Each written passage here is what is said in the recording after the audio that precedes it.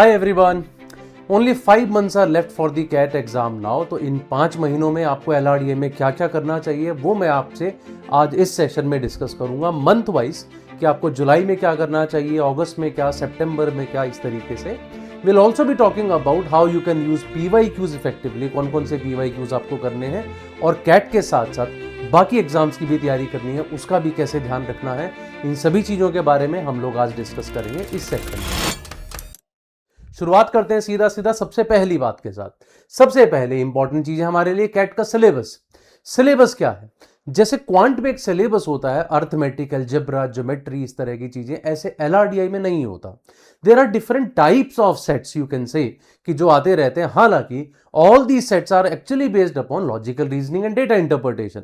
सो ultimately आपको अपना LRDI improve करना है। लेकिन अगर मैं उनको टाइप्स में बांटूं तो मैं देखूंगा कि मेरे पास डेटा इंटरप्रिटेशन के अंदर tables, bar graph, pie chart, line graph, जो बेसिक टाइप्स हुआ करती थी, वो अब कैट ज्यादा नहीं पूछता है। Rather they ask you questions on scatter plot graph, radar graph, bubble chart graph. तो अगर आप DI में बेहतर होना चाहते हैं तो सबसे पहले ये जो different types of new graphs हैं इनसे जरूर फेमिलियर हो जाइए पहले।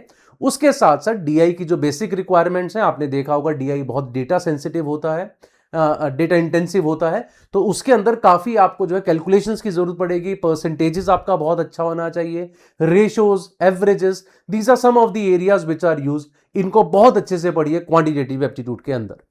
जब हम बात लॉजिकल रीजनिंग की करते हैं तो तकरीबन सभी टॉपिक्स रीजनिंग बेस्ड ही हैं, लेकिन सबसे ज्यादा जो हमसे क्वेश्चंस पूछे जाते हैं वो पूछे जाते हैं रीजनिंग बेस्ड DI। तो रीजनिंग और DI के कॉम्बिनेशन बना के कैट काफी बार इस तरह के सेट्स हमसे पूछता है। लेकिन कुछ ऐसे टाइप्स भी हैं जो स्पेसिफिकली पूछे जाते हैं हमसे, जैसे कि आप बात करते हैं सेट थ्योरी की, जिसमें कुछ आपको बेसिक्स पहले कवर करने पड़ेंगे। आप बात करते हैं गेम्स एंड टूर्नामेंट्स की, जिसके कुछ बेसिक्स हैं पहले पढ़ने पड़ते हैं। बाकी ज्यादातर चीजें आप देखेंगे वो ज्यादातर आप पाएंगे कि वो सभी के सभी आपकी प्रैक्टिस बेस्ड है। जैसे जैसे आप प्रैक्टिस करते चले जाते हैं, आप समझते चले जाते हैं कि डेटा को हमें बनाना कैसे है, मतलब मैनेज कैसे करना है उसे, और उसके बाद how do we use it to answer the questions. So this is the basic thing that you need to know. लेकिन सबसे पहला सवाल, अगर पढ़ाई करनी है, अगर आगे बढ़ना है, अगर आगे की तरफ चल के हमें अपना प्लान बनाना है, उसके लिए सबसे पहली बात, आप कहां खड़े हैं, क्योंकि इसका कोई जेनेरिक आंसर नहीं हो सकता। ठीक है, हर इंसान के लिए सेम चीज सूट करे बिल्कुल सही नहीं है। सबकी बीमारियां अलग अलग हैं तो दवाइयां भी अलग अलग होती हैं। सबकी कैपेसिटी अलग है, मेंटल कैपेसिटी, उसके हिसाब से आपका पढ़ने का तरीका भी अलग होना चाहिए। सबसे पहले ये जानिए कि आप कहां खड़े हैं। ये वो स्कोर्स है जो आपको बताते हैं कि लास्ट ईयर LRDA में किस स्कोर पे आपका कितना परसेंटाइल आ सकता था। सो इन कैट 2025 यू विल सी कि अगर आपने LRDA में 66 में से अप्रोक्सीमेटली हाफ किया होता, you would have scored a 99.5 percentile. 29.7 मतलब तकरीबन 22 में से आपने 10 क्वेश्चंस नेट करेक्ट किए होते, आप 99% लोगों से ऊपर होते, you would have entered the 99th percentile club. और अगर आपने 21.5 स्कोर किया होता, that means only 7 net correct questions, चार क्वेश्चंस के अगर 2 सेट्स आप पूरी तरह ठीक कर देते तो भी आप 95% लोगों से ऊपर निकल गए होते। अगर आप एक सिंगल सेट भी ठीक करते हैं कैट के अंदर, एक सिंगल सेट का मतलब 4 क्वेश्चंस का सेट, तो भी you get a score of 12, जो कि आपको 80% लोगों से ऊपर ले जा सकता है। सो get your facts right first of all. कहीं ऐसा ना हम लोग इस चीज से डरे तो नहीं बैठे कि मुझसे तो LRDI होता ही नहीं, मैं तो आधे सेट कर ही नहीं पाता। मैं कह रहा हूं 99.5 परसेंटाइल जिसका आता है, आधे सेट वो भी नहीं कर पाता है। तो इसको देख के डरिएगा मत। ठीक है, कि अगर मेरे सामने 22 क्वेश्चंस हैं और अगर मैं अपने मॉक्स में 10 या 11 ही क्वेश्चन कर पा रहा हूं, कहीं ना कहीं एक मेंटल ब्लॉक मेरा बना हुआ है कि स्कूल टाइम से कि सारे क्वेश्चंस करने होते हैं। नहीं, सारे नहीं करने होते हैं। You have to keep that in mind, that's an important point. Now what is to be done, let's straight away come to the point कि आपको क्या क्या पढ़ना है। मैं शुरुआत कर रहा हूं सबसे पहले जुलाई और अगस्त के साथ। मेरा अंदाजा, जो एक मेरे हिसाब से एक परफेक्ट प्लान होना चाहिए किसी भी स्टूडेंट के लिए, आप स्टार्ट कीजिए जुलाई से। अभी जुलाई 7 ऑलरेडी हो चुकी है, तो इसके बाद के जो बचा हुआ जुलाई है उसमें आपको क्या करना चाहिए। Data interpretation, reasoning based DI और अरेंजमेंट्स, कोशिश कीजिए ये तीनों टॉपिक्स आप जुलाई में कवर कर लें। Complete data interpretation, reasoning based DI and arrangement, ये तीनों चीजें जुलाई में कवर कर लीजिए। और कवर करने के साथ साथ डू एटलीस्ट 3 सेक्शनल टेस्ट या टॉपिक टेस्ट कह लीजिए, कुछ भी बोलिए उसको, for each of the areas, इन सभी पे आपको करने हैं ताकि आपकी एक अच्छी पकड़ बन जाए, आपको ये पता लग जाए कि चलो डीआई के सेट्स आते हैं मैं कैसे डील कर पाता हूं, मुझे पता है अपने बारे में। अगर रीजनिंग बेस्ड डीआई आता है तो उसमें मैं कैसा हूं, अरेंजमेंट बेस्ड क्वेश्चंस आते हैं तो उसमें मैं कैसा हूं।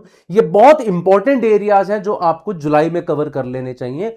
3-3 सेट जब आप इन पे बना लेंगे तो आप 3-3 सेट से मेरा मतलब है क्वेश्चन सेट्स, 20-20 क्वेश्चंस के 3 सेट, अगर आप हर एरिया पे कर लेंगे you will feel very confident कि ये 3 मेजर एरियाज मेरे कंप्लीट हो गए जो कैट में सबसे ज्यादा पूछे जाते हैं।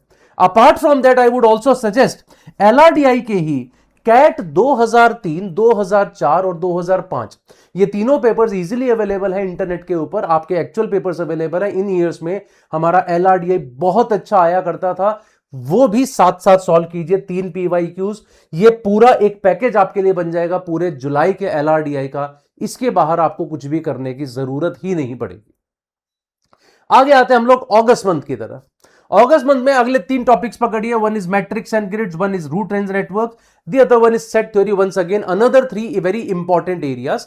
ये तीनों पढ़िए, इन तीनों पे भी 3 टॉपिक टेस्ट या सेक्शनल टेस्ट कीजिए, और अब की बार कैट 2006 से लेके कैट 2008 तक के 3 पेपर्स ये पूरे कर डालिए। अगर आप इससे ज्यादा कर पाते हैं तो उससे अच्छी बात ही नहीं है, ठीक है। मैंने बेयर मिनिमम एक रखा है, अगर आप इससे ज्यादा करते हैं इससे ज्यादा कीजिए। आई वुड ऑल्सो सजेस्ट कि अपार्ट फ्रॉम कैट अगर आप जैट के आईआईएफटी के पुराने पेपर्स करें, उनमें बहुत अच्छा एलआर आया करता था, आपकी प्रैक्टिस के लिए वो बहुत अच्छे रहेंगे। ये हुए हमारे पहले 2 मंथ, जुलाई और अगस्त में। आता हूं सितंबर मंथ में। सितंबर मंथ में आके games and tournaments, missing data, quant based reasoning, these are the areas that you can pick. Again do 3 topic test on these areas. और अब कैट 2017 से लेके कैट 2019 तक के सभी पेपर्स आपको कवर करने हैं। और कैट 2017 से 2019 तक अगर आप देखेंगे तो 2-2 स्लॉट होते थे, टोटल 6 स्लॉट्स हमारे पास हैं।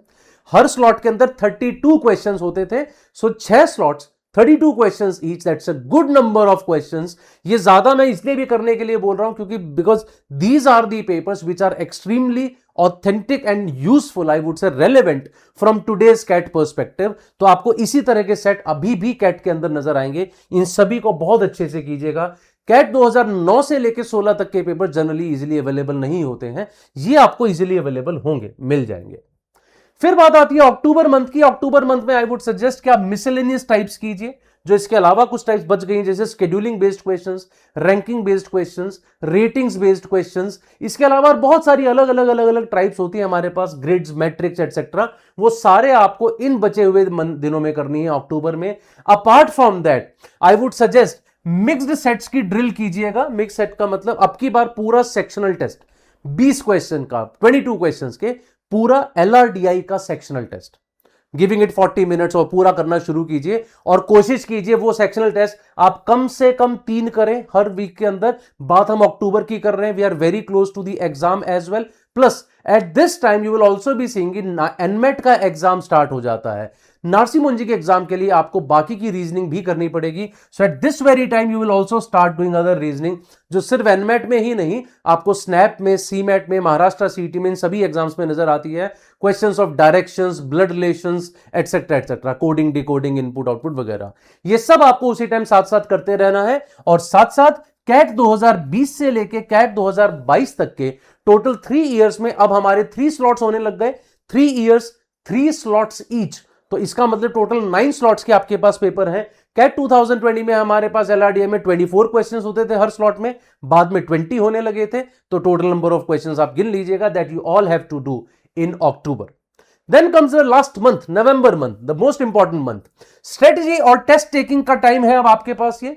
तो सितंबर मंथ में आपका सारा ध्यान इस काम पे जाएगा कि अब मुझे स्ट्रेटजी पे ध्यान देना है कि पेपर देते वक्त मेरी कोई गलतियां नहीं होनी चाहिए, ठीक है। या अब मुझे इन बातों पे ध्यान देना है, सेट को सिलेक्ट कैसे करते हैं। अब मुझे इन चीजों की तरफ ध्यान देना है कि अगर किसी सेट में करने में ज्यादा टाइम लग रहा है तो कितने टाइम के बाद मैं उसे छोड़ सकता हूं, मैं किस एरिया में कंफर्टेबल हूं, मैं किस एरिया में कंफर्टेबल नहीं हूं, कहां मैं नॉर्मली गलतियां करता हूं। ये सारी चीजों का अब टाइम आपके पास है। मॉक्स दीजिए खूब सारे, एनालाइज कीजिए। आई वुड सजेस्ट कम से कम 2, ज्यादा से ज्यादा 3 मॉक्स आपको हर वीक देने चाहिए। अपार्ट फ्रॉम दैट कैट 2023 से लेके कैट 2025 तक के पेपर्स कीजिए। At this time I would also suggest to write mocks of the other management test as well, जैसे एनमेट के मॉक्स आप इस टाइम दे सकते हैं, स्नैप के मॉक आप इस टाइम दे सकते हैं, क्योंकि वो एग्जाम भी बहुत जल्दी आपके सामने आएंगे। जैसे ही कैट खत्म होगा in December you have the SNAP exam, तो कुछ अदर जो आपके पास एग्जाम्स है उसकी रीजनिंग के लिए भी आपको टाइम छोड़ना होगा। अब ये हुआ हमारा पूरा एक प्लान। अब कुछ छोटी छोटी चीजें मैं आपको बताना चाहूंगा, उससे पहले एक information, we are having a special class learning festival from 9th to 11th of July. तो इन 3 दिन हमारे पूरे अनअकैडमी ऐप पे आपको बहुत सारी फ्री क्लासेस नजर आएंगी which all of you can attend. तो it's a special class learning festival, Unacademy app पे जाके आपको मिल जाएगा इन 3 दिनों तक, और इसमें आप हमारा पूरा पेडागोजी भी समझ पाएंगे, हम लोग कैसे पढ़ाते हैं, क्या क्या पढ़ाते हैं। You will be able to attend the live classes, talk to the teachers, get your doubt solve. You can do all of this in this free festival, so do join us guys. Now some important points, first of all कि अब basics का time आपके पास नहीं है। जुलाई के time पे मैं आपको ये नहीं कह सकता पजल्स कीजिए, सुडोकू कीजिए, ये बेसिक्स का टाइम अब नहीं रहा है। So do not go to basics now, straight away start doing the type of questions that appear in CAT, the topics that appear in CAT. Second important point, practice different types. Do not keep doing only one type of questions ताकि आपको वो अच्छे लग रहे हैं तो यही करते चले गए। कैट आपसे कभी भी ऐसा नहीं कहता कि हम लोग गेम्स एंड टूर्नामेंट्स पे क्वेश्चन देंगे। सेट थ्योरी, ये नाम हमने उनके रखे हुए हैं, ठीक है। तो अलग अलग टाइप्स के सेट्स करते रहिए, क्योंकि कैट आपको जो टाइप देगा हो सकता है वो टाइप उन सबसे भी अलग हो। Point is to improve our reasoning, कि किसी भी सेट को टैकल कैसे करते हैं। इंपॉर्टेंट ये नहीं कि एग्जैक्टली इस टाइप के सेट को कैसे करना है, एक ओवरऑल रीजनिंग को हम लोगों को इंप्रूव करना है। Third important point, PYQs are a must, therefore I have given you every month कि हर मंथ में आपको ये पीवाईक्यूज करने, क्योंकि पीवाईक्यूज ही आपको ये बताते हैं, पीवाईक्यूज मतलब प्रीवियस ईयर क्वेश्चंस, यही आपको बताते हैं कि आपको किस तरह के सेट्स आप जो है एक्सपेक्ट कर सकते हैं। अदरवाइज कई बार मार्केट में कई बार बच्चे प्रिपरेशन करते हुए कुछ बहुत डिफिकल्ट सेट्स करने लग जाते हैं और उसको देख के डिमोटिवेट होते रहते हैं। ऐसे सेट्स एग्जाम में आते ही नहीं, और अगर आते हैं तो करने नहीं, या फिर बहुत आसान सेट होके खुश होते रहते हैं कि अरे ये तो मैं सब कर ले रहा हूं, लेकिन वो भी सेट एग्जाम में नहीं आते। तो किस तरह के सेट्स आपसे एग्जाम पूछता है वो आपको तभी पता चलेगा जब आप खुद ही ये पीवाईक्यूज लिखेंगे। And then mocks show you the mirror, do not run away from that. ये हम जनरली करते हैं, हमें लगता है अरे मॉक्स देंगे तो हमें पता लग जाएगा हम कितने खराब हैं। रादर ये अच्छी बात है कि केवल मुझे पता लगे कितना खराब है। अगर मैं मॉक्स नहीं दूंगा, कैट दूंगा, बहुत खराब स्कोर आएगा, दुनिया को पता लगेगा मैं कितना खराब हूं। तो बेहतर यह मॉक्स दीजिए, अपने बारे में पता लगाइए आप कैसे हैं, इंप्रूव कीजिए, जितना इंप्रूव कर सकते हैं कीजिए, और अपना बेस्ट दीजिए कैट एग्जाम में। So do not run away from mocks, अभी से मॉक लिखने शुरू कीजिए at Unacademy. Even we have free mocks हर वीक, हर मंथ आपको कुछ ना कुछ फ्री मॉक्स आपको देखने को मिलेंगे। Just keep looking at Unacademy app, वहां आपको ये फ्री मॉक्स भी दिख जाएंगे। फ्री मॉक देके गेट एन आइडिया आप कहां स्टैंड करते हैं, कितने इंप्रूवमेंट की उसमें जरूरत है। Now, at the last, I want to discuss a few important things with you, that these are the students who have appeared, who were a part of Unacademy and now they are in IIM Bangalore and FMS like colleges. तो इन्हीं को आप भी join कर सकते हैं, आपका भी इसी तरह से फोटो हो सकता है। There are many more people like these. So join कीजिए। Only 5 months are left. So currently we are giving you an off such that you can get 14,499 में आपको अपनी प्रिपरेशन करने का मौका मिल रहा है। इसके साथ साथ आपको कैट अश्योर भी मिलता है। कैट अश्योर मतलब अगर किसी वजह से आप इस साल कैट में अच्छा नहीं कर पाते, so next year CAT is also on us, you just have to pay the differential on that. Also, our new batch has started from 10th of July. Lokesh sir, Ravi sir, Alpa ma'am are going to take this batch, the batch which is Path to IIM batch, और इसमें सभी कुछ cover होगा जो भी आपको required है। It will also have 30 CAT mocks, 30 OMAT mocks. Apart from that, 100 plus sectional tests as well. Do not forget to join us for this batch as well, guys. So this is the high time. अब आपको late नहीं करना है, जितना जल्दी हो सके start your preparation. Even if you start now, you can still crack CAT. You just have to be confident enough about it. So all the very best guys, that's all from my side. फिर मुलाकात होगी किसी और session में, तब तक के लिए बाय बाय।